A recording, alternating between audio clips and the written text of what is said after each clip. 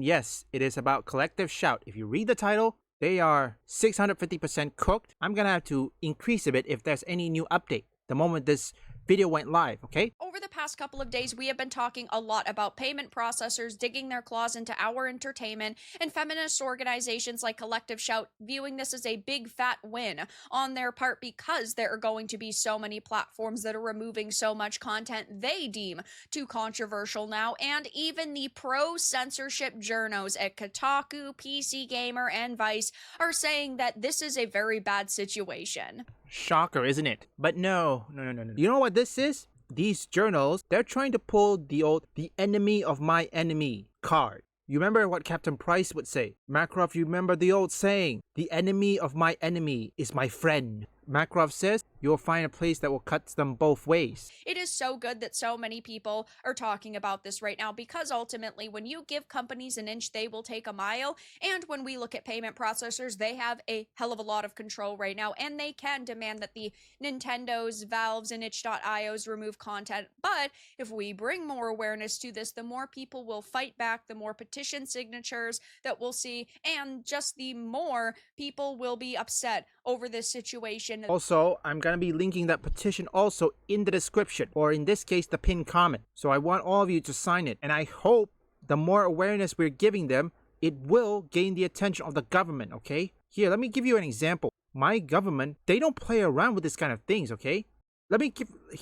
One of my prime minister, Facebook tried to delete some pictures from my own country's prime minister. No, generally, it happened, folks. My prime minister, Anwar Ibrahim, what he do? He immediately called out Facebook or Meta, whatever it is you want to call it, and lo and behold, what happened after that? The pictures were restored. You don't mess around with that kind of people. So, usually the access media, the Kotakus, PC Gamers, Vices, and Polygons say that censorship is good. They do not personally like the content, so they say it's not that big of a deal that it's getting removed, though now they're actually changing their tune. Maybe part of that is because they realize if video games are censored and the video game industry ceases to exist, they won't be able to make money anymore, or they realize how bad their stances really have been over the years.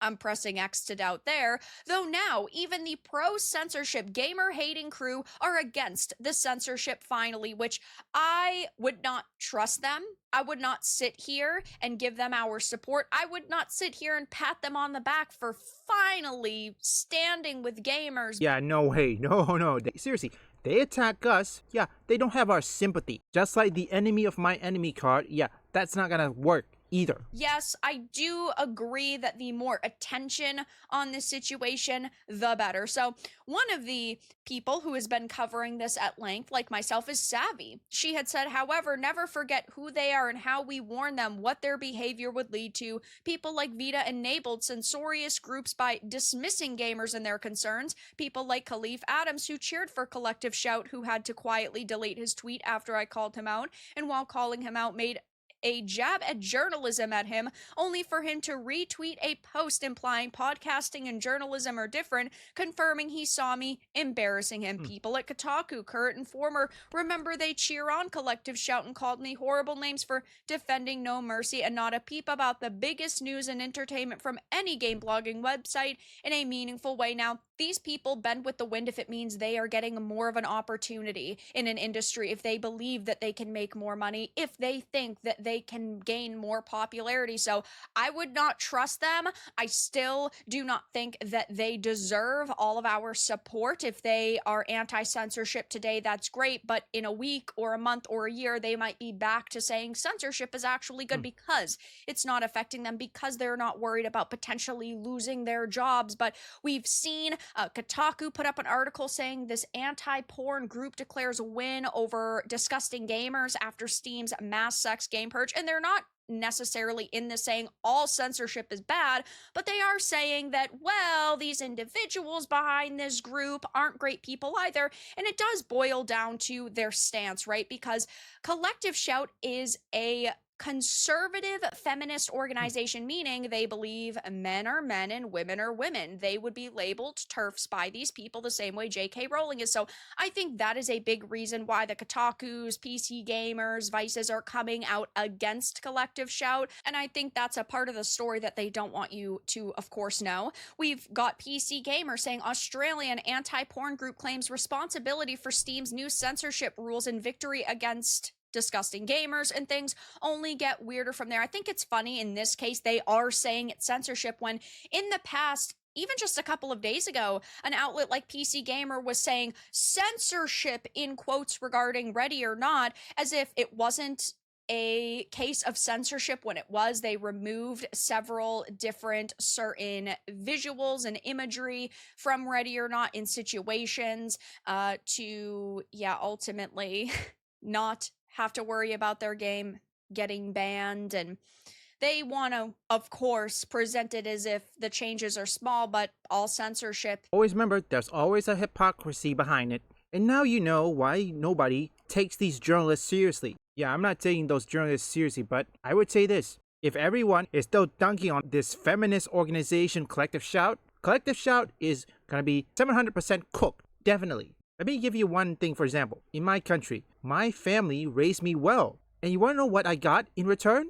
I get to play my first mature rated game, House of the Dead, and then Resident Evil 4. I was like, 12 or 13 years old when I started playing that game? And also, House of the Dead, I was in preschool. How come I wasn't desensitized to violence? A little bit of censorship is still censorship, though. You've also got Ana Valens coming out against Collective Shout because their article was removed on it. Ana Valens posted, Vice's owner, Savage Ventures, has requested the removal of my Collective Shout articles. This is due to concerns about the controversial subject matter, not journalistic complaints. Effective immediately, I will no longer contribute to Waypoint. I suggest letting Vice's owner know if this upsets you. So Ana Valens was the one who was recently trying to cancel Kirsha and was supporting cancel culture and ultimately censorship, right? But then, of course, when they are censored, they suddenly don't support censorship. It's just so rich with these people. When it affects them, that's when they start caring. And as I always say, eventually something you care about will be censored. Even if you don't particularly care about the sex simulator games that are being removed from the platform like itch.io or Steam right now, that doesn't mean in 5 years or 10 years, your favorite franchise won't be affected. It's true, and it's gonna come to people who either supporting Palestine, Israel, Russia, or Ukraine. It's gonna come for you eventually. To all my people, to all Malaysians, this kind of thing, I know you won't care about video games, but look, this kind of censorship is gonna come for you eventually. Anyone who supports either Palestine or Israel, this type of censorship will come for you. Don't be relaxed, this is not a joke. It will happen. Might not be affected now, but it could be then. And that's why we have to fight back against this censorship. It's why we have to call it out now. It's why we have to make a big deal about it. And I know Savvy has brought a lot of attention to this recently, which is fantastic. But when Savvy had posted about how the pro-censorship, gamer-hating crew were against the censorship, finally, a lot of people were saying, I mean, it's really good that they're voicing their opinions, but yeah, we definitely should not trust them. It's a truce. We can go at each other's throats again after the government issue is dealt with. Let's help them. They started this mess after all. Do I trust them? No, but if our goals align for this instance, then they align on what little common ground we have. I just think that it's so important we do not forget all of the damage that they have done to this industry. We have gotten to this point in part because of these people.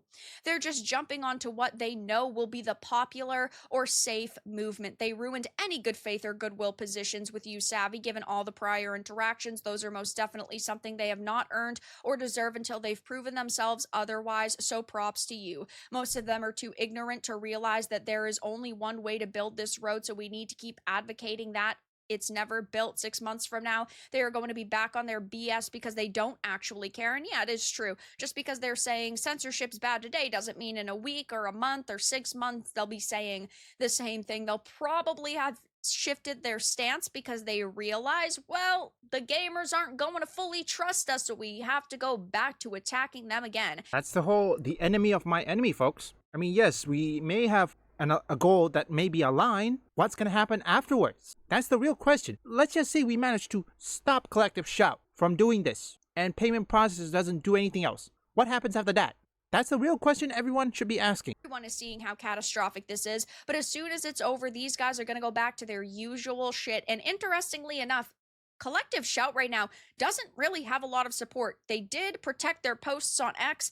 They're not backing down, though. Of course, they're just posting behind their locked account, though they're losing followers. So even the people who should, for all intents and purposes, support them and be defending them are pretty silent right now and are even saying, you know what, I don't even support the movement that you are pushing right now. I have to ask one question. If you private your posts, or your social media, whatever it is, how the hell people are going to support you? I mean, yes, they will follow the link, but generally, what about the newer ones? I mean, those links can only be accessed by your loyal followers. What about the newer ones? Again, this is most likely the enemy of my enemy cards, what's happening.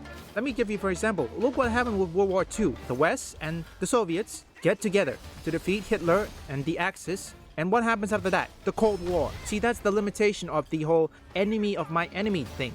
We may have aligned goals, but what happens afterwards? After, say, Collective Shout is done, or kaput, back to the beginning. Again, like I said, to people who either pro-Israel, pro-Palestine, or even pro-Russia or Ukraine, this type of censorship, they'll come for you. Don't rest. Don't get comfortable, okay? You're gonna get banned because this is the level of power these payment processors have. And if this Collective Shout saw any of you who is pro-Israel or pro-Palestine, they will pressure these payment processors to ban you, or even in this case, refuse service. It will happen.